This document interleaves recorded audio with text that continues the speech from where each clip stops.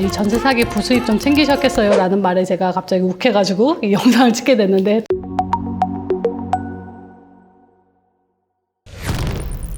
안녕하세요. 소명 이 대표입니다. 제가 오늘은 무슨 얘기를 하려고 영상을 켰냐면 엊그저께 제가 유튜브를 봤는데 유튜브에 이런 댓글이 달려있는 거예요. 사기 전세로 부수입 좀 챙기셨겠어요? 라는 댓글을 하나 달으셨더라고요.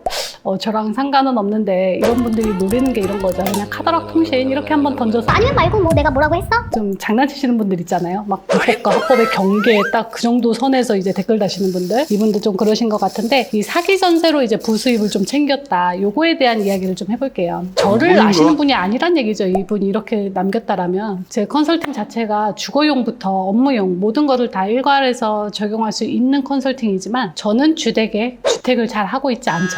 그래서 저는 대부분 업무용만 하고 있고 주택은 잘 하지 않습니다. 그래서 저를 모르시는 분이 그냥 안 좋은 식으로 그냥 툭 카더락 한마디 던지고 가신 것 같은데, 몇 달 전 영상에서도 한번 말씀드렸는데, 서울에서 중개업을 직원으로 잠깐 있었을 때 거기서 이제 인연을 맺게 된 그 대표와 지금도 친구처럼 지내고 있습니다. 근데 그분은 주택만 하시던 분이었고, 제가 업무용 부동산부터 중개업에 대한 주택이라도 이제 사건 사고가 어떻게 나고 어디서부터 어디까지를 안전하게 묶어갈 수 있는지, 이런 과정에 대해서 제가 전반적으로 엄청나게 많이 가르쳐드렸던 분이고, 이분 역시 일반적으로 하는 중개업에만, 그런 중개 방식에만 익숙해져 있던 분이기 때문에 정말 사건 사고가 어디서 어떻게 날지 항상 몰라서 계약을 쓰고 나서도 항상 불안했었던 분이에요. 근데 이제 그거를 몇 개월 동안 제가 같이 이제 사무실을 컨트롤도 많이 해드리고, 이제 직원들 채용부터 교육이랑 이런 걸 해드리면서 그분한테 상당히 많이 알려드렸어요. 근데 또 이분이 그로 인한 결과들을 항상 옆에서 바로 다 보셨기 때문에 이분의 하나의 철칙이 있대요. 내가 만약에 뭔가를 고민해야 되거나 생각해야 되거나 결정해야 될 때는 항상 이 상황에 이 대표였으면 어떻게 행동을 했을까, 이 상황에 이 대표라면 어떤 결정을 내렸을까라는 거를 제일 먼저 생각을 한다고 해요. 그 뜻은 제가 해주는 이야기를 정말 본인은 목숨처럼 생각을 하고 그거를 어긴 적이 없었다라고 하더라고요. 근데 정말 이 친구는 몰라서 뭔가를 실수하거나 몰라서 그거를 했을지언정 한번 알려주거나 하면 그거를 철두철미처럼 지키는 친구였어요. 그래서 제가 지금도 그 친구를 좀 도와주는 부분도 있거든요. 근데 몇 달 전에 저한테 연락이 온 거예요.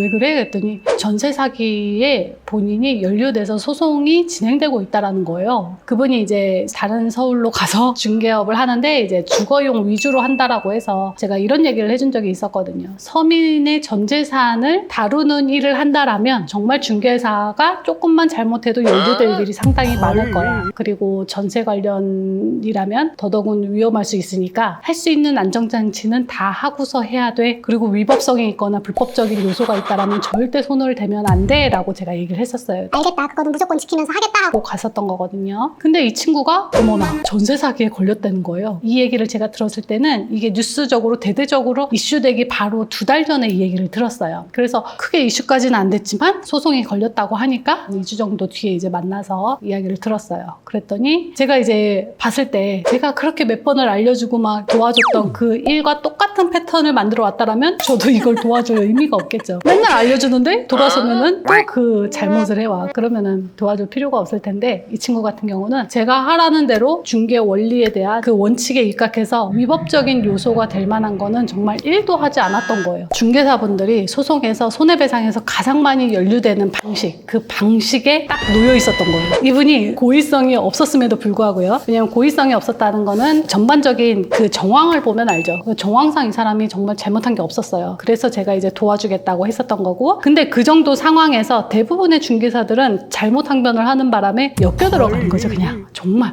너무 잘못한 게 없고 진짜 억울해 라고 하는 판례들이 현장에 너무 많잖아요. 근데 이 친구도 그냥 딱 그 상황이었어요. 그래서 제가 도와줬고 되게 빨리 정리가 될 수 있었죠. 근데 이것처럼 전세 사기든 어떤 법률적인 문제에 연루되던 중개사들은 항상 사건이 터지고 나서 권고사항식으로 이거는 이제 하지 마세요라고 왔을 때까지는 뭐 이게 불법이야 합법이야 해야 돼 말아야 돼 라는 거에 대한 인지가 없어요. 근데 이거를 중개 원리라는 걸 알고 이거 자체로 인해서 어떤 문제가 발생될지에 대한 뭔가 생각하고 연결해서 끄집어낼 수 있는 그 정도까지의 지식을 가지고 있다라면, 솔직히 이런 뭐 지금의 터진 이 전세 사기나 국세, 지방세 완납 증명을 이제는 받으라라고 권고를 하고 있지만, 저 같은 경우에는 2000년도 초중반부터 중개업을 하면서 그거를 꼭 받고 했었어요. 그 이유는 우리나라에서 법적으로 너 이거 이거 받고 해. 아니면 이거를 증명자료로 내. 라고 요청하기 전에 이미 저는 그거에 대해서 처음에 어떤 시작 전부터 이거를 안 받음으로 인해서 어떤 결과가 나올지에 대한 걸 다 알고 있다라면 그거를 굳이